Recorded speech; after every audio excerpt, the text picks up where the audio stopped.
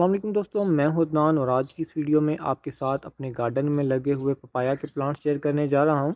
ये कुछ साल पहले जो है वो इनके मैंने दो छोटे प्लांट्स लगाए थे। अभी ये 2 साल के अंदर अंदर फ्रूटिंग पर आ चुके हैं। One of the best plant रहता है। ज़्यादातर जो पौधे होते हैं वो काफ़ी लॉन्ग पीरियड होता है उनका, जब आप प्लांट लगाते हैं वो काफ़ी टाइम बाद फ्रूटिंग करते हैं। लेकिन ये जो पपाया का प्लांट है या जिसे पपीता कहते हैं, बहुत ही जल्द फ्रूटिंग पर आ जाता है।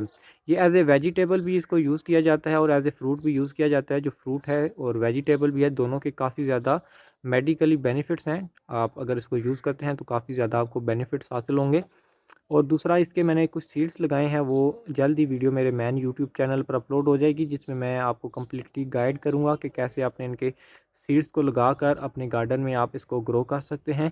और काफ़ी ज़्यादा इससे हमने जो है फ्रूट हार्वेस्ट भी किए हैं, खुद भी यूज़ किए हैं, अपने रिश्तेदारों को भी इसको दिया है। तो बहुत ही ज़्यादा ये जो हेल्दी और बेनिफिशियल प्लांट है ये।